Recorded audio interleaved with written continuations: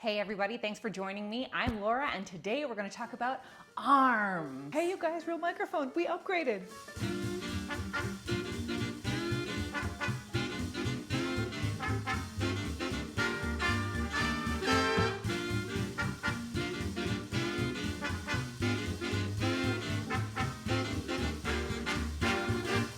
Lindy Hoppers, a lot of the times we give a lot of attention to our feet. There are a lot of footwork changes, variations, very foot-centric. Of course, arms are also a big part of our bodies and therefore a big part of our dance, and I get a lot of questions about them. Now, I've broken these down to a few categories for simplicity's sake. The things are real, but the categories are made up by me. I'm also not going to be teaching very many specific moves because most of the moves are basic. You might already know them. Some of the moves are totally made up for this moment. Feel free to break down the moves, but it's less about them and more about ideas of what you can do with your arms. Also, you know, Lindy Hop is all about personal expression. This is what works for me on my body with my arms. Use it as inspiration to find out what works for you. But first, I would be remiss if I did not thank my patrons on Patreon for making this video free and possible for people like you. If you want to join them, the link is in the description. First category, walking arms. Your arms are a big part of your natural body movement every day. When you walk, your body movement sways, which causes your upper body to sway, which causes your arms to swing. And actually, it economizes body movement. Like, I think we use 12% less energy when we use our arms to walk. So our arm muscles aren't even really that involved in the process. Sorry, I think our bodies are so cool. You know what's like walking? Charleston. Just take that step forwards, back again, and then forwards again, and then back again, and then forward again. You have something that looks a lot like a Charleston basic. Now think about it, same arm, same leg. It's a little weird. Now extrapolate those walking arms to kick steps, box steps, boogie drops, slow walking arms, kickball changes, which are kind of a rock step of a basic but done really fast.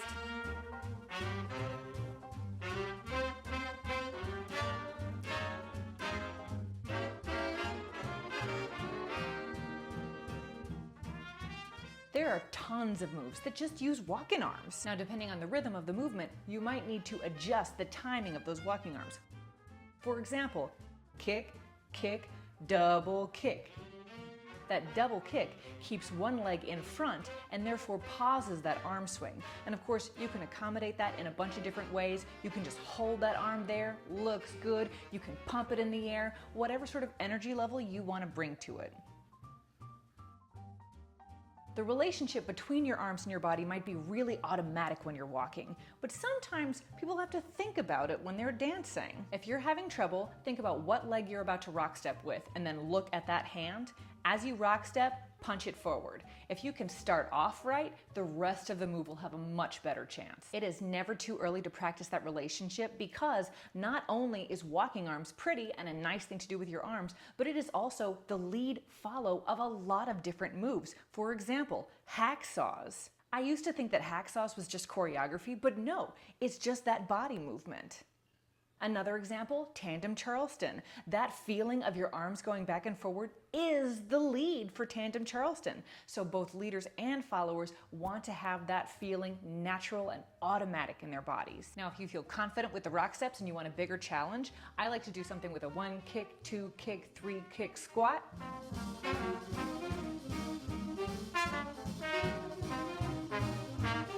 When you come out of that squat, you're going into a kick. What foot are you kicking with? Because it's going to be the opposite arm that you're bringing forward. If you want another challenge, check out this sequence. Rock step, kick step, forward, back, and rock step, kick step, forward, back.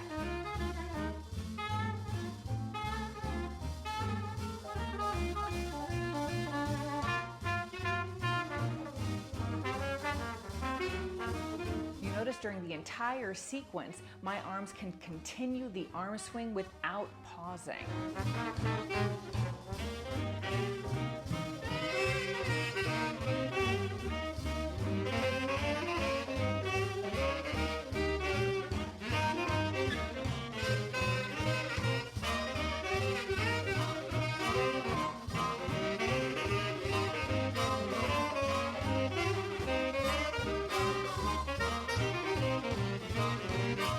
For another arm arm challenge, this sequence kind of mimics going into tandem Charleston for follows. Fall off the hop, hop, basic. And fall off the hop, hop, basic.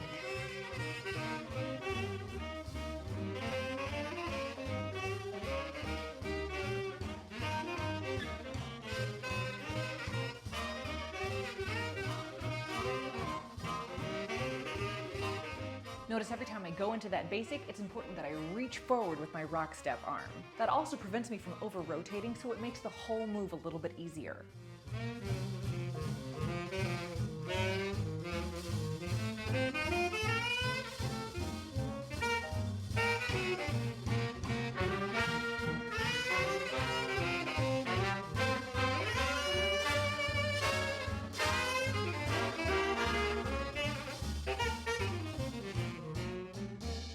In addition to all this, using your arms will help you dance fast. Have you ever tried to run with your arms totally still? It's very difficult. Now stop thinking about walking and think about any kind of movement. Probably your arms are helping you out there too. If you move your arms around your body, that's going to help you with things like lock turns.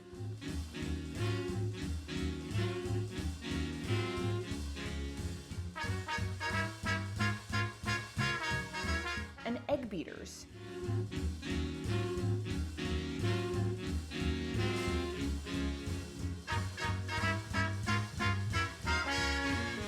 Notice the speed of my arms match the speed of my leg if I keep my top leg in front or if I let it go behind.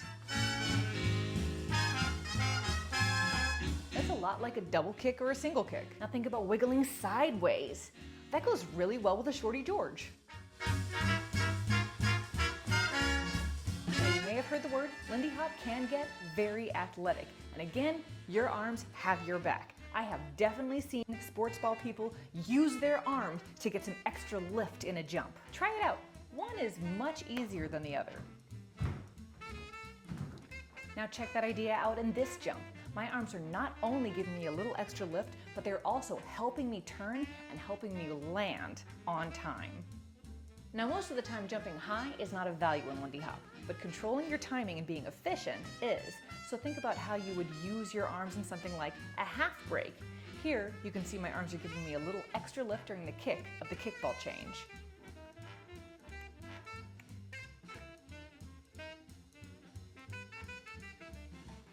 How would your arms help you in something like an eagle slide? Here you can see my arms pull forward, which sends my body forward during the chug or the slide part.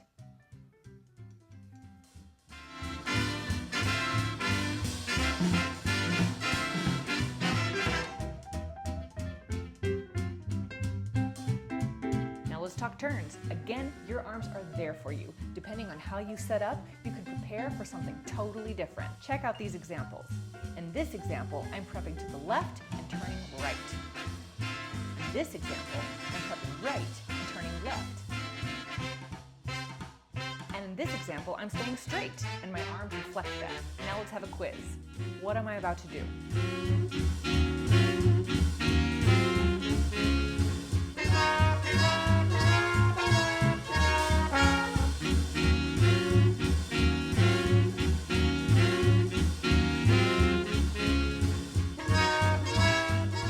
For Walkin arms, what your arms are already up to looks good. Just give it a little extra control.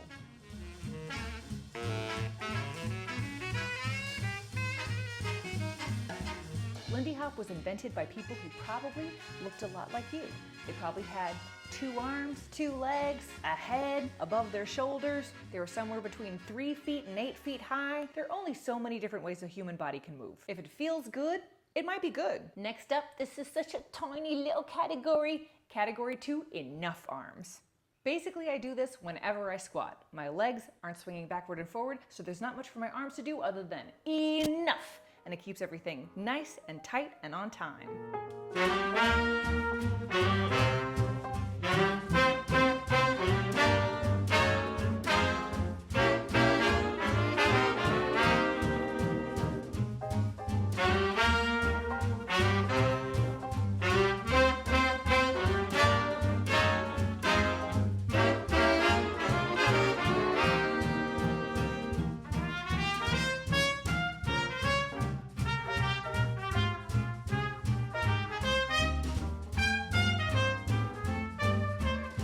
Moving on to category 3, clapping, or noise making in general. Super common, feels super good on the even beats, or unless you're doing a purposeful deviation, do it at the beginning of a fall off the log. A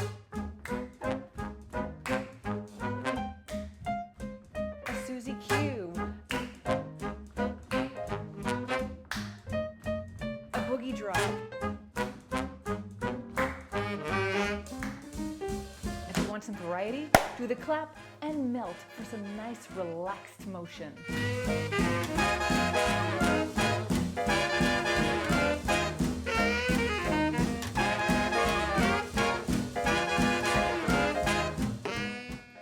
My main tip for clapping, other than making sure you have good time and clapping on an appropriate beat, is giving any kind of noise making some love. Do it like you mean to do it. Don't just throw away something as magic as percussion. There's this fantastic Sam Cooke video, and he's singing Basin Street Blues, and he has a bunch of people around him, and he is giving a masterclass in how to clap. His claps are long, relaxed, on time, full of purpose, gorgeous. And if you look behind him, you see all sorts of counter examples of less appealing ways of how to clap. You've got the stiff hand clap. You've got the early clap. You've got the almost there but not quite there yet clap. I aspire to be as good at clapping as Sam Cooke. You know it's linked in the description, check it out. Category 4, swimming arms or circle arms.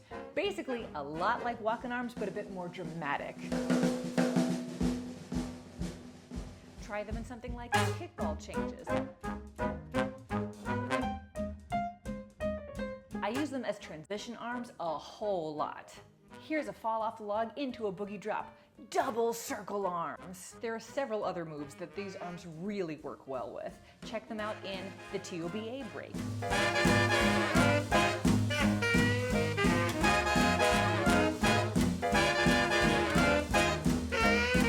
Check them out in footlights.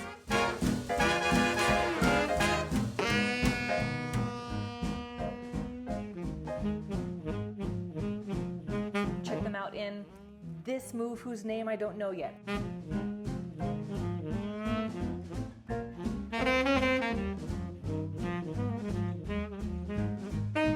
I do not know the name of this move yet, but I will figure it out, and when I do, I will tell you about it.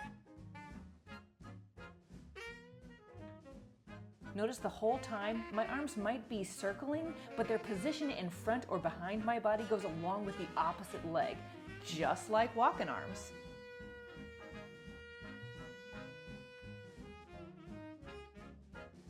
Category 5, freestyle. Do whatever you want. Punch up, punch down, cover your face, do jazz hands. I don't use this option a lot, but sometimes if the music is a little bit weird, or if I want something a little bit more modern, or if I want something that really deviates from the last thing, or if I just want to get out of my head, this is a great option.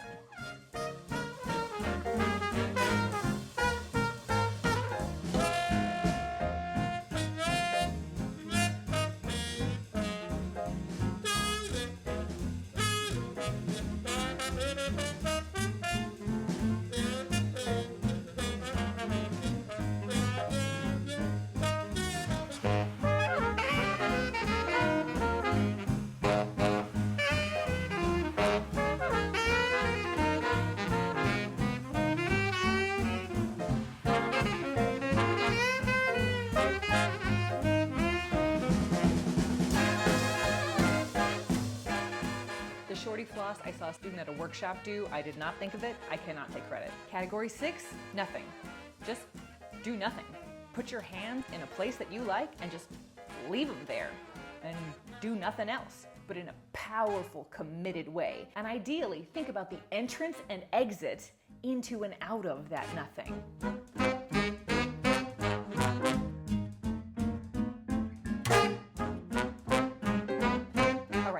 what to do with your arms? Now, let's add the finish. Let's make it look good. Number one, start with a really good foundation, and by that I mean some good posture. Hold your body like a superhero. Now take that strong, powerful posture and get into an athletic dance stance. Dance stance. You do not have to be upright to have good posture. And Lindy Hop is kind of a down dance, so. Number two, be confident. Present your ideas like you like them. There's this dancer I learned from back in the day named Adam Bomer, and he called this the joy line. And you knew you were really sassy if your arms went above the joy line. Now, I don't necessarily think your arms have to be above the joy line to be sassy, but I do think that they should be presented with joy and with confidence. Number three, you have hands.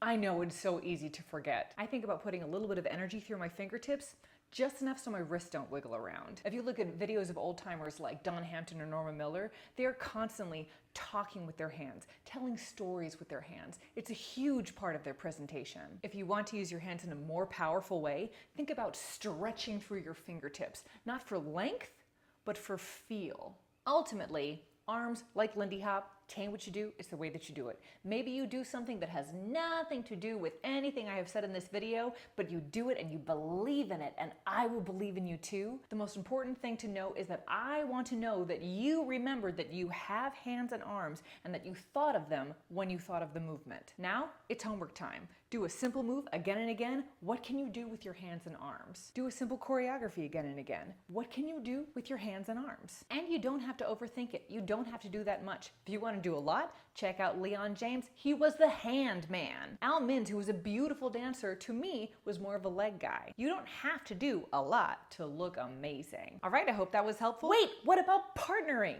To me, it's basically the same thing. Leaders, you know when you're using your arms to lead or not. Use that free hand to do whatever you want. Followers, you are logical human beings. You know when the leader is definitely not going to use your hand. For example, when the leader is on the opposite side as your free hand. So do whatever you want with that free hand with zero risk of negatively impacting the partnership. Also for me, both leaders and followers, find a position that looks good and just leave it there. Partner dancing alone is beautiful and complicated, and you do not have to add much to make it look beautiful and complicated. I hope that was helpful. If it was, click like and subscribe for the algorithm. If you like the music, that's in the description. If you want merch, find it in the description. And half of what I get out of this channel goes towards organizations that support African diasporic art forms and artists, because this is a Black dance and that is very important. And of course, the best way to learn how to dance is to do it a whole bunch. Dance and dance.